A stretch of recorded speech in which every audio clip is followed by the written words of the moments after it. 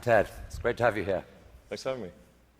So, in the next half hour or so, we're going to spend some time exploring your vision for what an exciting future might look like, which I guess makes the first question a little ironic. Why are you boring? Yeah, I ask myself that frequently. We're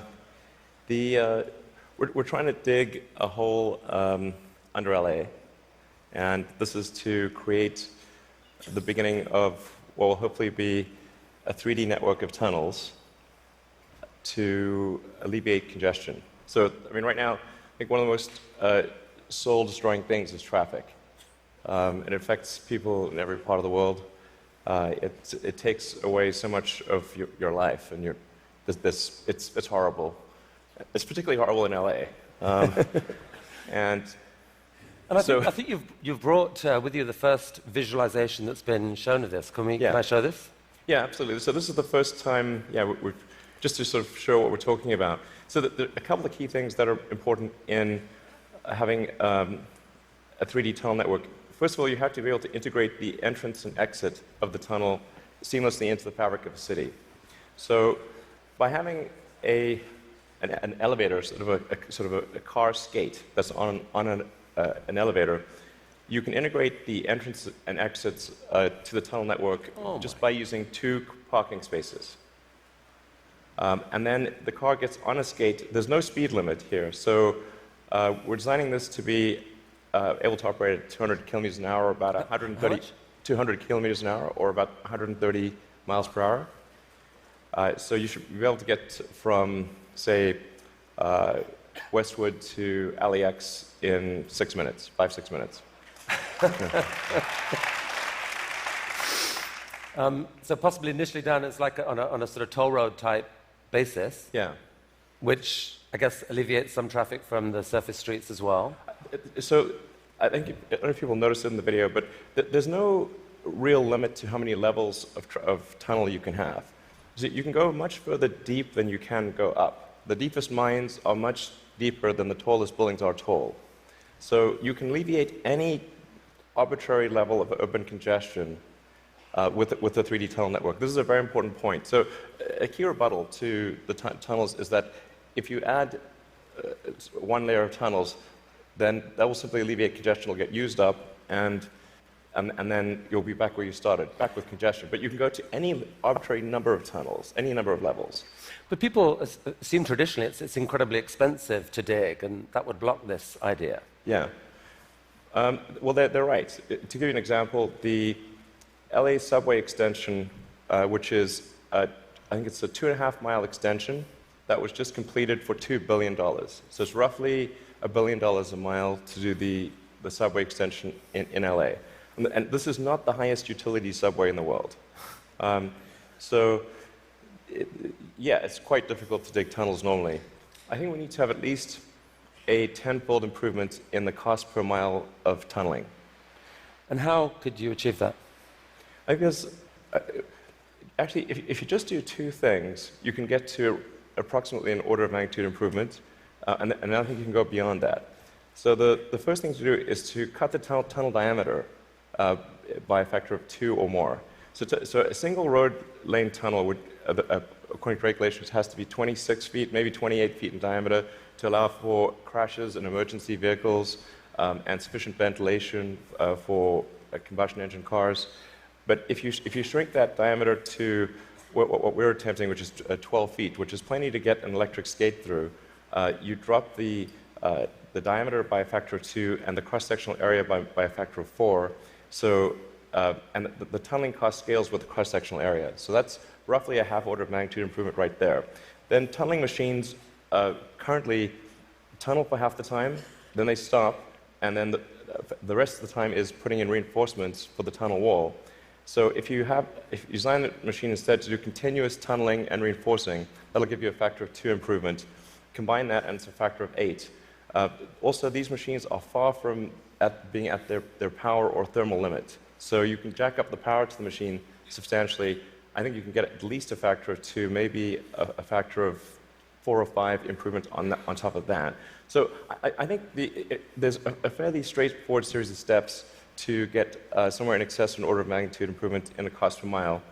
Our target actually is we've got a pet snail called Gary. This is from Gary the snail from South Park.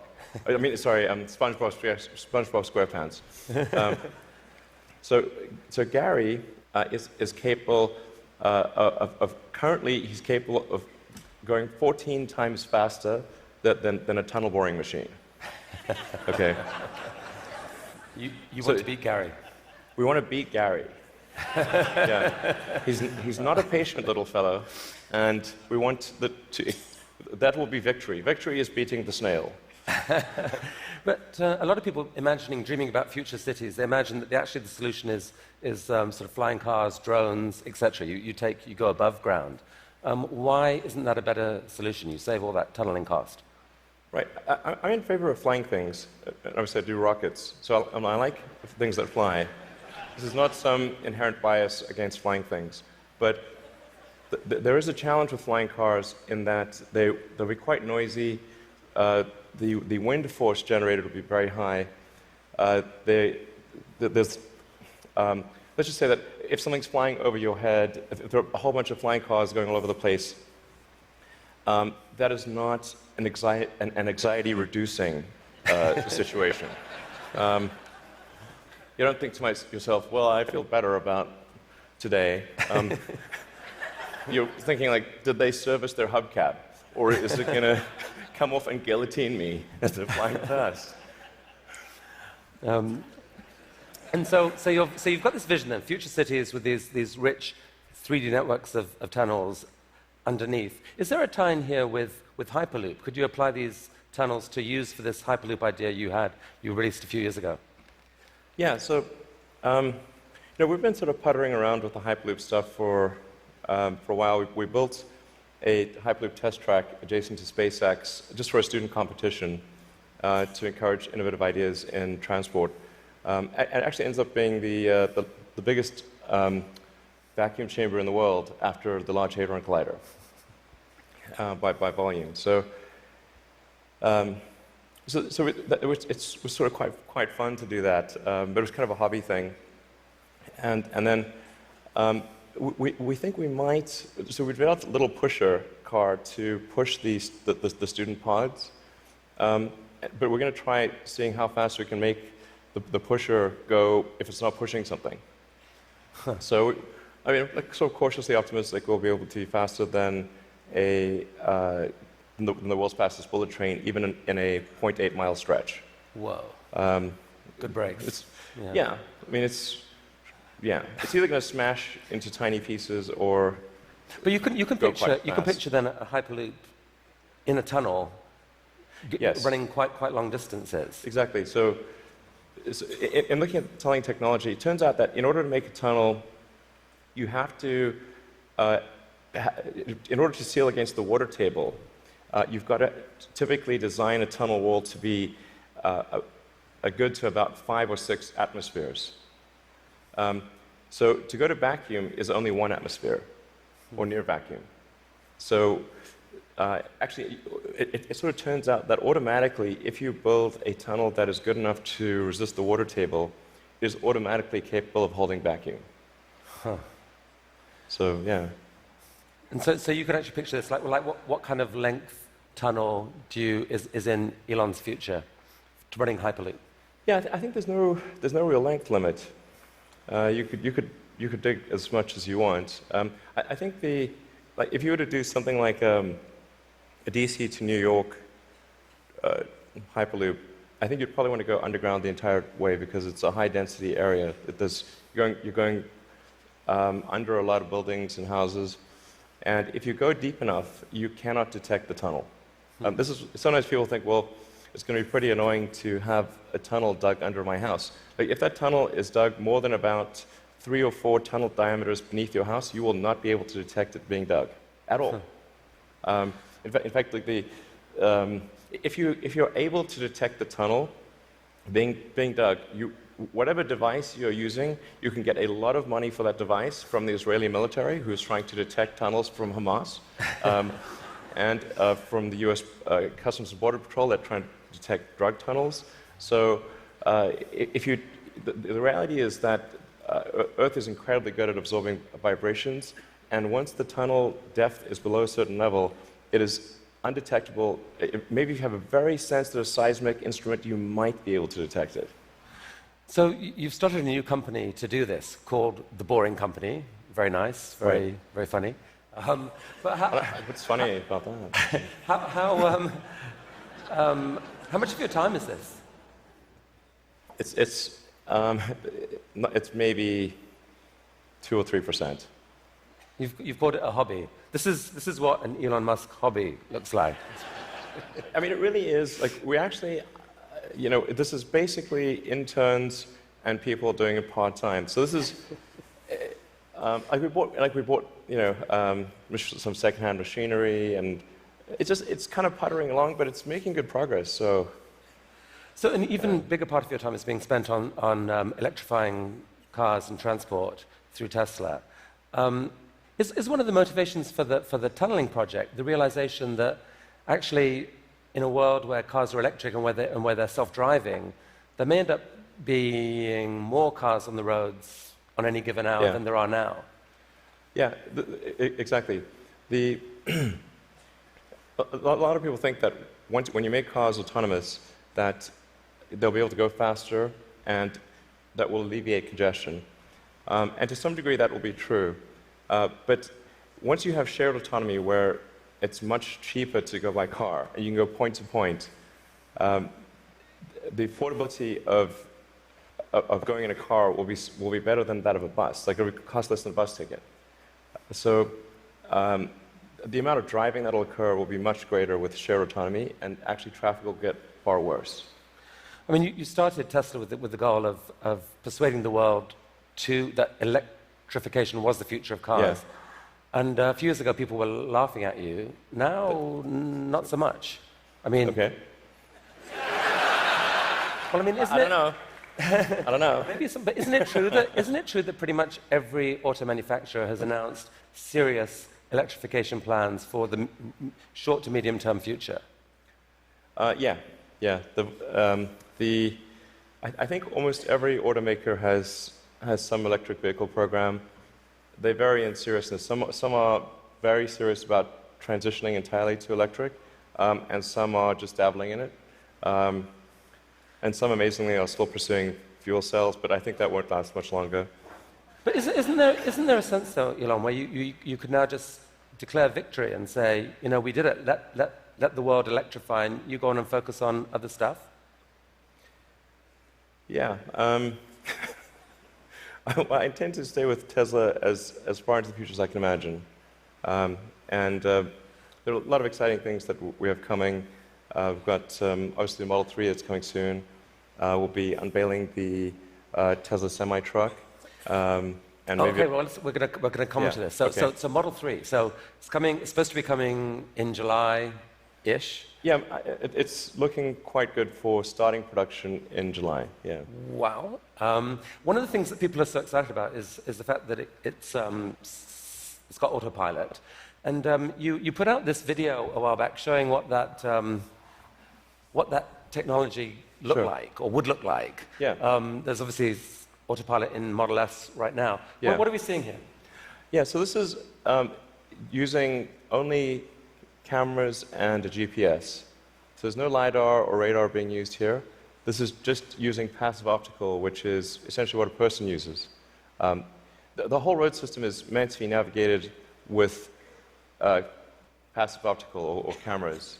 And so once you solve cameras or vision, then autonomy is solved. If you don't solve vision, it's not solved. So that's why our focus is so heavily on having a vision neural net that's very effective for road conditions. Right. Many other people are going the LiDAR route. You want cameras plus radar is most of it. You can absolutely be superhuman with just cameras. Like, you could probably do 10 times better than humans with just cameras. So the new cars being sold right now have eight cameras in them. That they can't yet do what that showed. When will they be able to? I think we're still on track for being able to go cross-country from LA to New York by the end of the year, fully autonomous. Okay, so a car, by the end of the year, you're saying someone's going to sit in a Tesla without touching the steering wheel, tap in New York, off it goes, won't have to ever touch the wheel by the end of 2017. Yeah, essentially November or December of this year, we should be able to go from, all the way from a parking lot in California to a parking lot in New York, no controls touched at any point during the entire journey. And amazing. But part of that is possible because you've already got a fleet of Teslas driving all these roads. You're accumulating a huge amount of data of that national road system. Yes. The thing that will be interesting is that I'm actually fairly confident it will be able to do that route even if you change the route dynamically. So like it's fairly easy, or if you say I'm going to be really good at one specific route, that's one thing, but it should be able to go, really be very good, certainly once you enter a highway, to go anywhere on the highway system in a given country. So it's not sort of limited to LA, New York. We could change it and make it Seattle, Florida, that day, or in real time. So you were going from LA to New York, now go from LA to Toronto. So leaving aside regulation for a second, in terms of the technology alone, the time when someone will be able to buy one of your cars and literally just take their hands off the wheel and go to sleep and wake up and find that they've arrived, how far away is that to do that safely? I think that's about 2 years. So the real trick of it is not, how do you make it work, say 99.9% of the time? Because if a car crashes, say 1 in 1,000 times, then you're probably still not going to be comfortable falling asleep. That's, you shouldn't be, certainly. But by the same time, it's never going to be perfect. No system is going to be perfect. But if you say it's perhaps, the car is unlikely to crash in 100 lifetimes or 1,000 lifetimes, then people are like, okay, wow, if I would live 1,000 lives, I would still most likely never experience a crash, then that's probably okay. To sleep. Maybe, I guess a big concern of yours is that people may actually get seduced too early to think that this is safe, and that you'll have some horrible incident happen that puts things back. Well, I think that the autonomy system is likely to at least mitigate the crash, except in rare circumstances. The thing to appreciate about vehicle safety is this is probabilistic. Right. So that there's some chance that any time the human driver gets in the car that they will have an accident. That is their fault. It's never zero. And so the key threshold for autonomy is how much better does autonomy need to be than a person before you can rely on it. But once you get that literally safe hands-off driving, the power to disrupt the whole industry seems massive, because at that point you've spoken of people being able to buy a car, drops you off at work, and then you let it go and provide a sort of Uber-like service to other people, earn you money, maybe even cover the cost of your lease of that car. Exactly. So you can kind of get a car for free. Is that really likely? Yeah, absolutely. This is what will happen. So there will be a shared autonomy fleet where you buy your car and you can choose to use that car exclusively. You could choose to have it be used only by friends and family, only by 5-star other drivers who are rated 5-star. You can choose to share it sometimes, but not other times. That's 100% what will occur. It's just a question of when. Wow. So you mentioned the semi, and I think you're planning to announce this in September, but I'm curious whether there's anything you could show us today. I will show you a teaser shot of the truck. Teaser shot.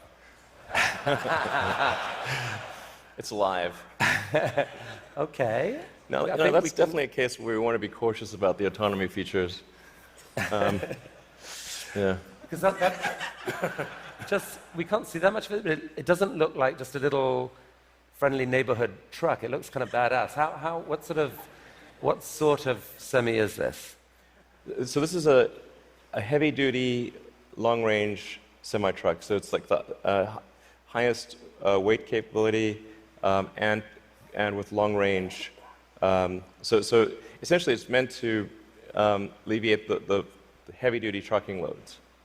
And this is something which people do not today think is possible, because think the truck doesn't have enough power or it doesn't have enough range.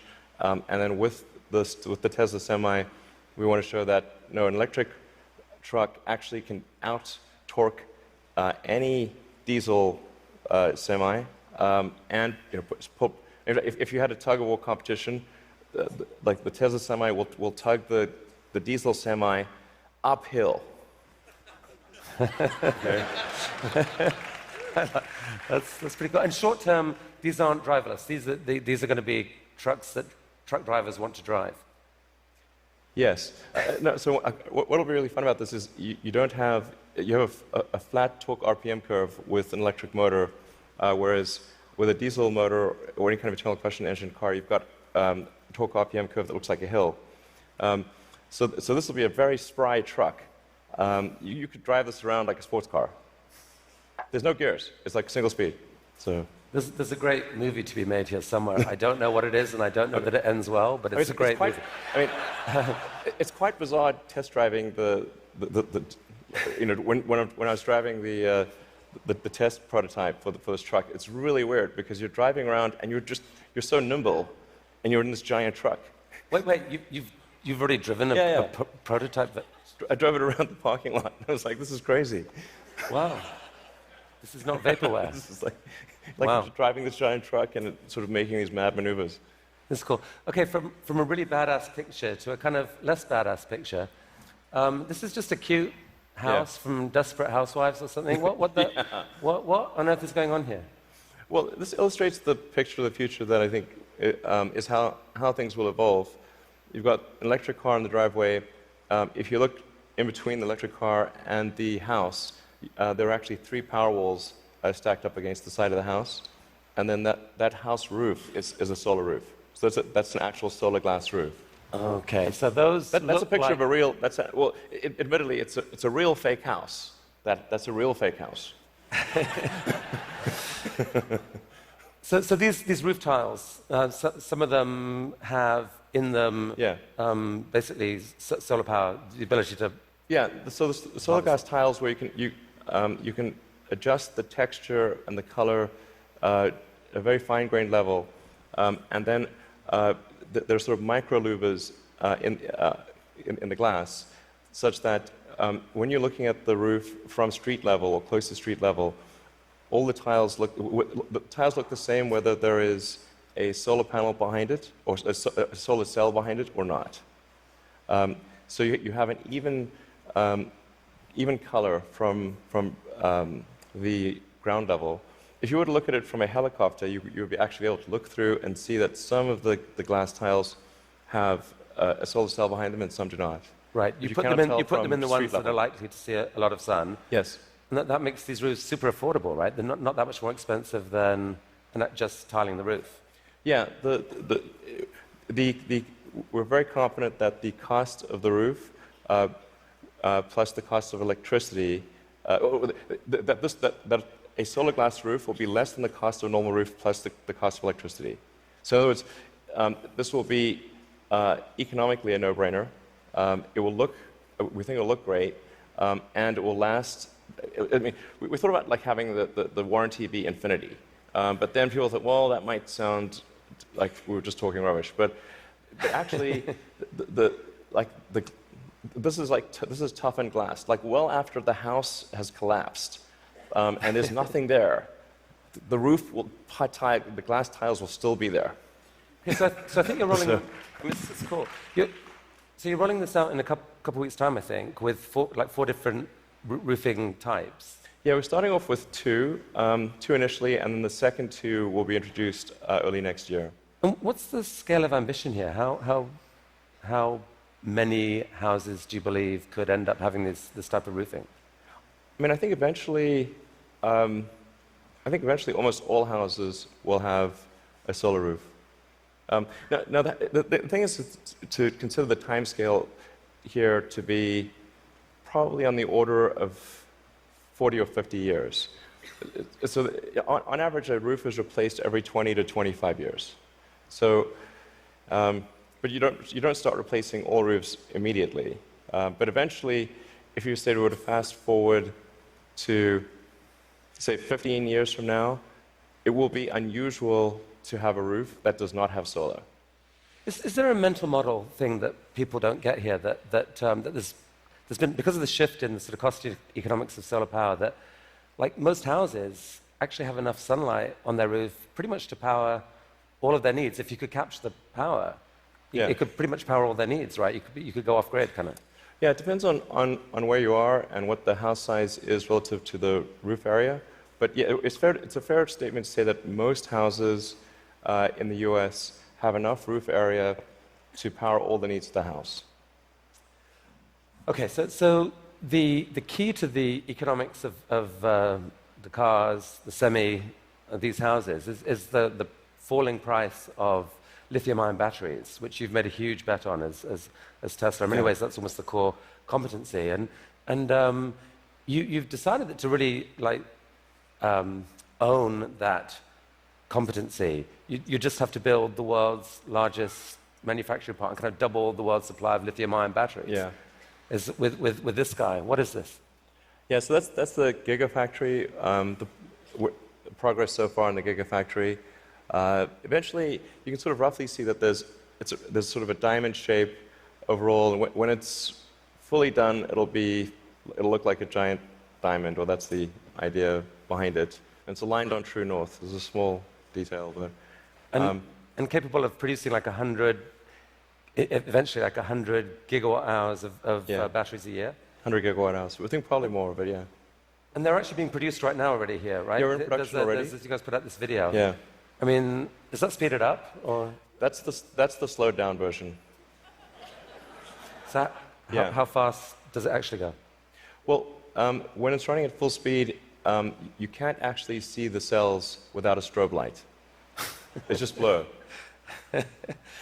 And I mean, one of your core ideas, Elon, about what makes an exciting future is a future where we no longer feel guilty about energy. Help us picture this. I mean, how many gigafactories, if you like, does it take to get us there? It's about 100, roughly. It's not 10, it's not 1,000, most likely 100.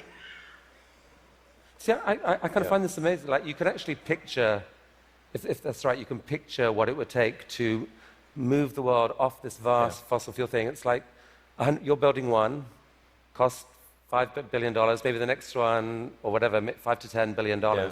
Like, it's kind of cool that you can picture that project. And you're planning to do a Tesla, or at least announce another two this year. I think we'll announce locations for somewhere between 2 and 4 gigafactories later this year. Yeah, probably 4. Whoa. Okay. I can't tease. No more teasing from you for here. Like, where? Continent? You can say no. We need to address a global market. Yeah. Okay. This is cool. I think we should talk for global market. So I have to ask you one question. I'm going to ask you one question about politics. Only one. I'm kind of sick of politics, but I do need to ask you this. You're on a body now giving advice to a guy who has said he doesn't really believe in climate change, and there's a lot of people out there who kind of think you shouldn't be doing that. They'd like you to walk away from that. What would you say to them? Well, I think that there's... First of all, I'm just on 2 advisory councils where the format consists of going around the room and asking people's opinion on things. And so there's like a meeting every month or 2. That's the sum total of my contribution. But I think to the degree that there are people in the room who are arguing in favor of doing something about climate change, or other social issues,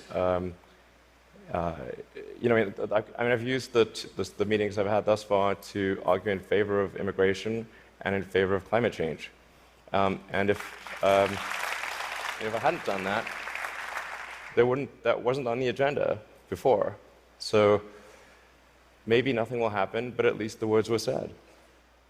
Okay. So let's talk SpaceX and Mars. Last time you were here, you spoke about this, what seemed like a kind of incredibly ambitious dream to develop rockets that are actually reusable. And you've only gone and done it. Yeah. I mean, talk us through this. What took a long are we time. looking at here?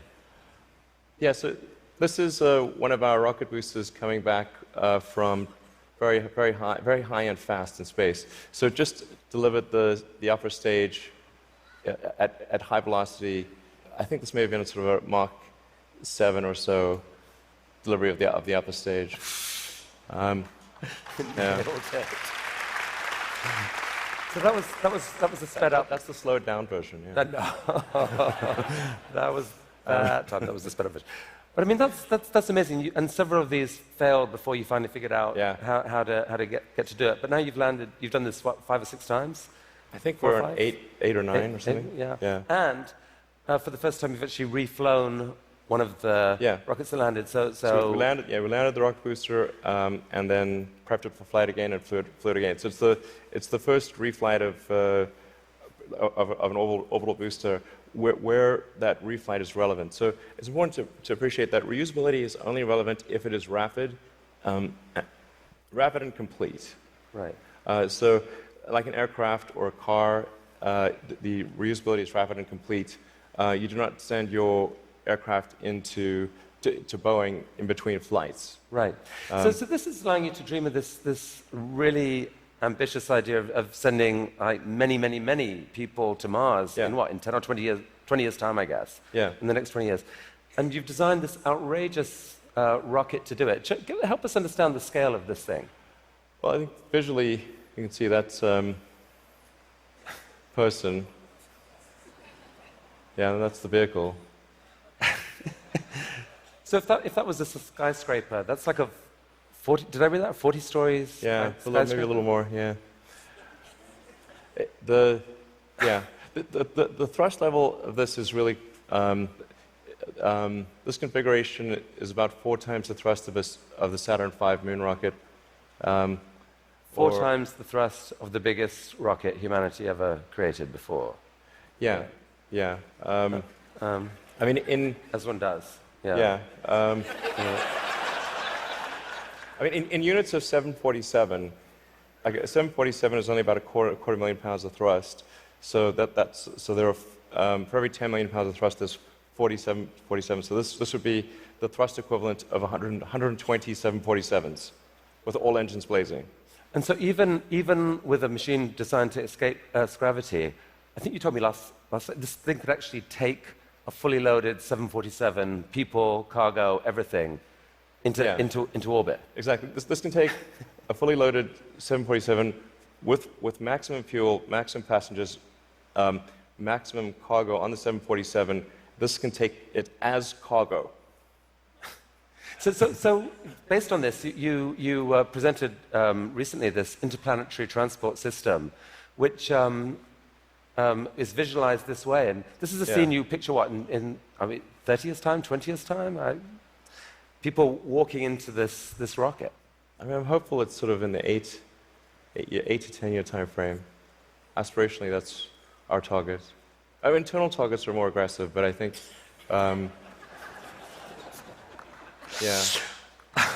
Okay. So this vehicle seems quite large, and is large by comparison with other rockets. I think the future spacecraft will make this look like a rowboat. I mean, this is the future spaceships will be truly enormous. Why, Elon? Why do we need to build a city on Mars with 1 million people on it in your lifetime, which I think is kind of what you've said you'd love to do? Yeah, I think it's important to have a future that is inspiring and appealing. I mean, I just think that Like, there have to be reasons that you get up in the morning and you want to live. Like, why do you want to live? What's the point? What inspires you? What do you love about the future?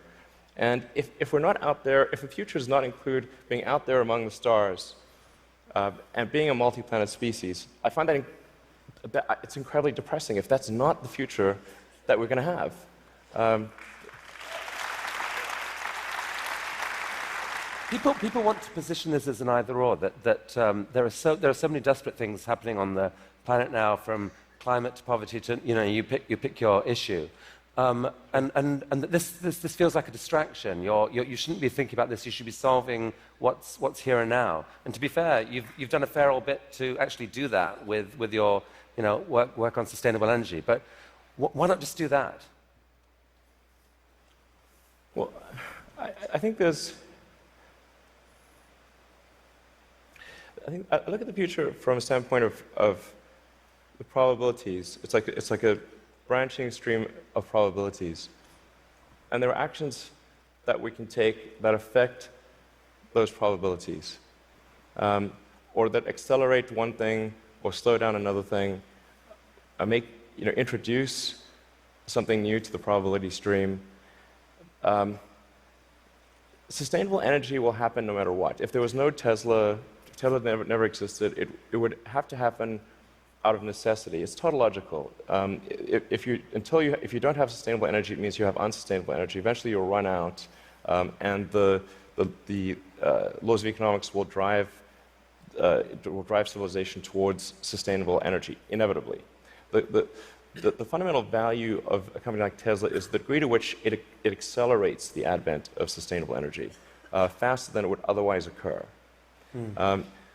So when I think what is the fundamental good of a company like Tesla, I would say hopefully it does. If it accelerated that by a decade, potentially more than a decade, that would be quite a good thing to occur. That's what I consider to be the fundamental sort of aspirational good of Tesla. Then there's becoming a multi-planet species and spacefaring civilization. This is not inevitable. It's very important to appreciate this is not inevitable. The sustainable energy future, I think, is largely inevitable, but being a spacefaring civilization is definitely not inevitable. If you look at the progress in space, in 1969, we were able to send somebody to the moon. 1969. Then we had the space shuttle. The space shuttle could only take people to low Earth orbit. Then the space shuttle retired, and the United States could take no one to orbit. So that's the trend. The trend is down to nothing. This is not. People are mistaken when they think that technology just automatically improves. It does not automatically improve. It only improves if a lot of people work very hard to make it better. And actually, it will, I think, by itself degrade, actually.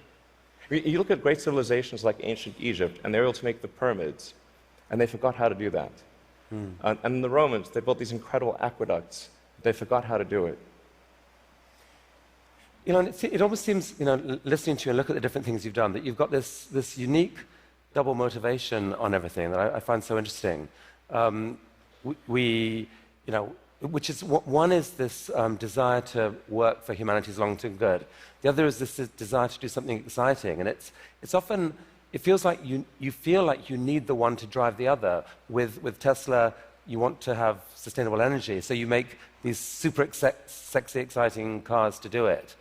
Solar energy, we need to get there, so we need to make these beautiful roofs. We haven't even spoken about your newest thing, which we don't have time to do, but you want to save humanity from bad AI, and so you're going to create this really cool brain-machine interface to give us all infinite memory and telepathy and so forth. And on Mars, it feels like what you're saying is, yeah, we need to save humanity and have a backup plan, but also we need to inspire humanity, and this is a way to inspire. I think the value of beauty and inspiration is very much underrated, no question. But I want to be clear. I'm not trying to be anyone's savior. That is not the. I'm just trying to think about the future and not be sad. Beautiful statement. I think everyone here would agree that it is not, none of this is going to happen inevitably. The fact that in your mind you dream this stuff, you dream stuff that no one else would dare dream, or no one else would be capable of dreaming at the level of complexity that you do. The fact that you do that, Elon Musk,